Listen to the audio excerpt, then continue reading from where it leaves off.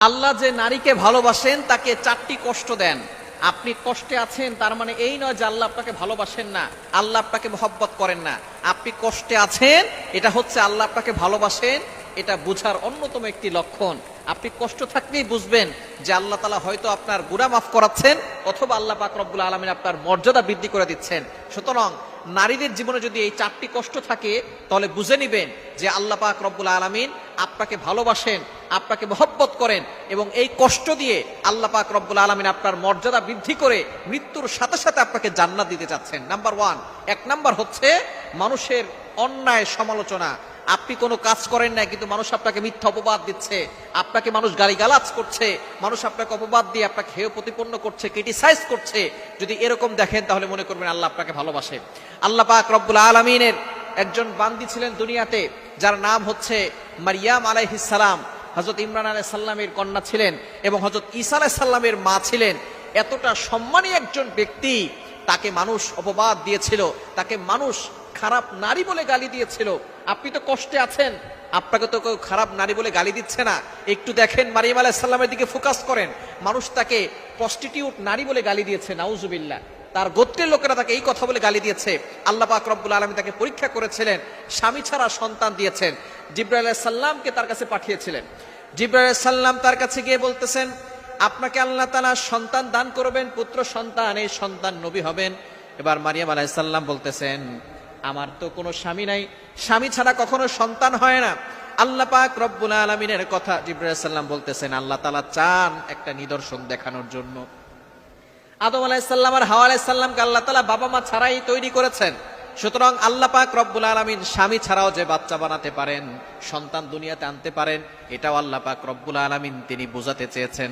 সুতরাং স্বামী ছাড়া আল্লাহ পাক রব্বুল আলামিন এমন ব্যবস্থা করবেন যে আপনার গর্ভে সন্তান চলে আসবে। মারিয়াম আলাইহিস সালাম বলতেছেন, যদি আল্লাহ তাআলা এমন করতে চান তাহলে আমি আল্লাহ তাআলার সেই ফয়সালায় আমি সন্তুষ্ট আছি। জিবরাইল আলাইহিস সালাম এবার তার জামার আস্তিনে একটা ফু দিয়েছেন আর তার গর্ভে বাচ্চা চলে এসেছে। এবার মানুষ যখন তাকে দেখেছে, দেখার পরে তার ব্যাপারে বিভিন্ন ধরনের মতবাদ, অনেক ধরনের অপবাদ দেওয়া শুরু করেছে। বলতেছে, তোমার মা তো ভালো ছিল, বাবা তো ভালো ছিল, কিন্তু তুমি এতটা অন্যায় কাজ কিভাবে করলে? এই যে একটা অপবাদ সে সহ্য করেছে, কিন্তু তারপরও তিনি ভরসা হারান নাই, আল্লাহর উপরে সবসময় ভরসা রেখেছেন। শেষ পর্যন্ত ঈসা আলাইহিস সালাম যখন জন্মগ্রহণ করেছেন, ছোটকাল কোল থেকেই তিনি কথা বলা শুরু করেছেন। তিনি বলেছেন, ক্বালা ইন্নী আবদুল্লাহ আতানিয়াল কিতাব। আল্লাহ পাক রব্বুল আলামিনের তিনি একজন বান্দা, এটা তিনি ছোট্টবেলায়, যে সময় বাচ্চারা কথা বলতে পারে না, তখনই তিনি কথা বলে সকলকে জানিয়ে দিয়েছেন। এজন্য যখনই আপনি দেখবেন মানুষ আপনার নামে সমালোচনা করছে, মিথ্যা অপবাদ দিচ্ছে, মনে করবেন আল্লাহ আপনাকে ভালোবাসে, আল্লাহ আপনাকে মহব্বত করে। দ্বিতীয় নাম্বার হচ্ছে স্বামী বা পরিবারের অবহেলা। যদি আপনার কাছে এরকম হয়, স্বামী বা পরিবার আপনাকে অবহেলা করছে, মনে করবেন আল্লাহ পাক রব্বুল আলামিন আপনাকে ভালোবাসেন। আসিয়া আলাইহিস সালাম সে ফেরাউনের কাছে ছিল, ফেরাউন তাকে কষ্ট দিয়েছে, নির্যাতন করেছে, অবহেলা করেছে, ক্রিটিসাইজ করেছে, কিন্তু তারপরে তিনি ঈমান হারা হন নাই, আল্লাহর উপরে ভরসা রেখেছেন। সুতরাং আপনার স্বামী বা আপনার পরিবার থেকে যদি আপনি অবহেলিত হন তাহলে মনে করবেন আল্লাহ আপনাকে ভালোবাসেন। 3 নাম্বার হচ্ছে যদি আপনার শারীরিক অসুস্থতা থাকে, দুর্বলতা থাকে, তাহলে মনে করবেন আল্লাহ পাক রব্বুল আলামিন আপনাকে ভালোবাসেন। আল্লাহ পাক রব্বুল আলামিন অসুস্থতা দিয়ে, শরীর দুর্বলতা দিয়ে আল্লাহ তাআলা বান্দাকে পরীক্ষা করেন, বান্দিকে পরীক্ষা করেন।